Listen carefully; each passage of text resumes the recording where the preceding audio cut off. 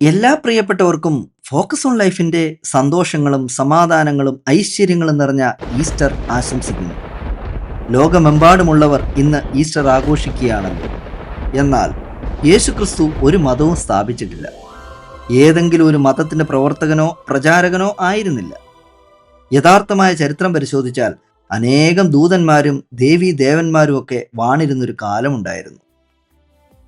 തങ്ങളെ പേടിപ്പിക്കുന്നതിനെ അറിയാത്തതിനെ ഒക്കെ ആരാധിച്ചിരുന്ന ഒരു ഇരുണ്ട കാലഘട്ടം. ദൈവത്തിന്റെ പേരിൽ നടക്കുന്ന യുദ്ധങ്ങളും കൊലപാതകങ്ങളും നരബലികളും മൃഗബലികളും അടിമത്ത നിയമങ്ങളുടെ ഒക്കെ ഒരു കാലം. എല്ലാ മതഗ്രന്ഥങ്ങളിലും അന്ധകാരത്തിൽ നിന്നും വെളിച്ചത്തിലേക്ക് നയിക്കുന്ന രക്ഷകനെ പറ്റിയുള്ള പ്രവചനങ്ങളും ആശയങ്ങളും കാഴ്ചപ്പാടുകളും കാണാം. ദൈവത്തിന്റെ ജഡാവതാരത്തെ പറ്റിയുള്ള പ്രവചനങ്ങൾ യഹൂദന്റെ മതഗ്രന്ഥത്തിൽ മാത്രമായിരുന്നില്ല ഉണ്ടായിരുന്നത്. മുഴുവൻ മനുഷ്യവർഗത്തെയും ഉൾക്കൊള്ളുന്നതിന് വേണ്ടിയാണ് ദൈവം മനുഷ്യവർഗത്തിൽ ഒരാളായി അവതരിക്കേണ്ടി വരുന്നത്. കൂടാതെ ദൈവം മനുഷ്യനായത് മനുഷ്യവർഗത്തോടുള്ള ബന്ധം സ്ഥാപിക്കാനാണ്, അല്ലെങ്കിൽ ബന്ധുത്വം സ്ഥാപിക്കാൻ വേണ്ടിയാണ് മനുഷ്യനായി മാറിയത്. യേശുക്രിസ്തു നമ്മുടെ സഹോദരനായി ബന്ധം സ്ഥാപിച്ചത് കൊണ്ടാണ് ക്രിസ്തുവിന്റെ പിതാവിനെ നമ്മുടെയും പിതാവായി കണക്കാക്കുന്നത്. അതൊരു റിലേഷൻഷിപ്പാണ്. ഒരു തരത്തിൽ അല്ലെങ്കിൽ മറ്റൊരു തരത്തിൽ എല്ലാത്തരം ദേവാലയങ്ങളും റിലേഷൻഷിപ്പിന് വേണ്ടിയുള്ളതാണ്. അത് ആത്മീയമായും ലൗകികമായും ഉള്ളതാണ്. എന്തായാലും അന്ധകാരകാലത്തിന്റെ സമ്പൂർണതയിൽ എത്തിയപ്പോൾ ഒരു മനുഷ്യ സ്ത്രീയിൽ നിന്നും ന്യായപ്രമാണം എന്ന നിയമ സംവിധാനത്തിന്റെ കീഴിലുമായാണ് യേശുക്രിസ്തു ജനിക്കുന്നത്. യേശുവിനെ ലോകത്തിലേക്ക് പരിചയപ്പെടുത്തുന്ന വ്യക്തിയായ യോഹന്നാൻ സ്നാപകൻ പറഞ്ഞത്, ദൈവരാജ്യം സമീപിച്ചിരിക്കുന്നു, മാനസാന്തരപ്പെടുവീൻ എന്നാണ്. അവിടെ പറയുന്ന മാനസാന്തരം എന്നത് യഹൂദന്റെ മനസ്സിലുണ്ടായിരിക്കുന്ന ദൈവസങ്കല്പത്തെ ചേഞ്ച് ചെയ്യാനാണ്. അതാണ് ആഹ്വാനം. ചേഞ്ച് യുവർ മൈൻഡ്, അതാണ് മാനസാന്തരം. പിന്നീട് യേശുക്രിസ്തുവും തന്റെ പഠിപ്പിക്കലുകൾ ആരംഭിക്കുമ്പോൾ തന്നെ പറഞ്ഞതും അതേ കാര്യമാണ്. ദൈവരാജ്യം സമീപിച്ചിരിക്കുന്നു, ചേഞ്ച് യുവർ മൈൻഡ്.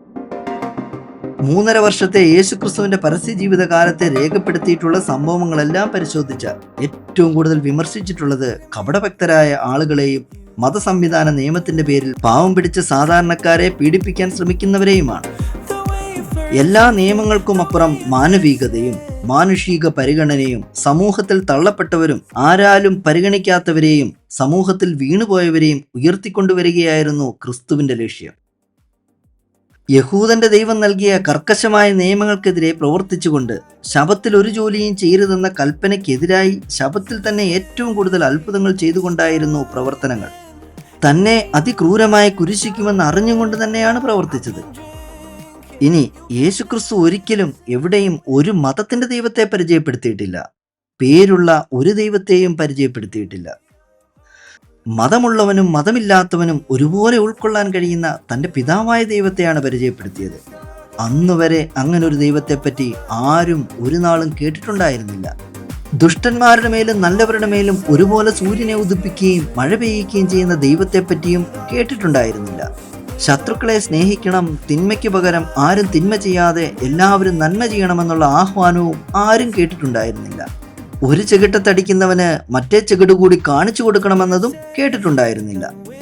ഒരു യഹൂദനായി ജനിച്ച് യഹൂദ മതസംവിധാനത്തിനെതിരെ സംസാരിക്കുകയും പ്രവർത്തിക്കുകയും ചെയ്തതിന്റെ ഫലമായി യഹൂദന്റെ ശപിക്കപ്പെട്ട നിയമപ്രകാരം കുരിശുമരണം ഏൽക്കേണ്ടി വന്നതാണ്. അതും പൗലോസ്ലീഹായുടെ ഭാഷയിൽ പറഞ്ഞാൽ അവിടെയും ക്രിസ്തു തന്റെ സ്നേഹത്തെ കുരിശിൽ പ്രദർശിപ്പിച്ചു. എന്നാൽ യഹൂദന്റെ നിയമ സംവിധാനത്തെ നിവർത്തിച്ച് അതിനെ ഇല്ലാതാക്കിക്കൊണ്ട് മരണത്തിൽ നിന്നും ഉയർത്തു. മശിഹ മരണത്തെ കൊന്നു, ബന്ധിതരെയും വിടുവിച്ചു. ഇതാണ് ഇന്ന് ഈസ്റ്ററിന്റെ സന്ദേശമായി ആഘോഷിക്കുന്നത്. വീഡിയോയുടെ തുടക്കത്തിൽ പറഞ്ഞതുപോലെ യേശുക്രിസ്തു ഒരു മതവും സ്ഥാപിച്ചിട്ടില്ല. എന്നാൽ ദൈവരാജ്യത്തിന്റെ പൂർത്തീകരണം മാത്രം ലക്ഷ്യം വെച്ച് ഒരേയൊരു സഭ സ്ഥാപിച്ചു. അത് മറ്റൊന്നിനുമല്ല, ഈ ഭൂമിയെ സ്വർഗമാക്കി മാറ്റുവാനാണ്.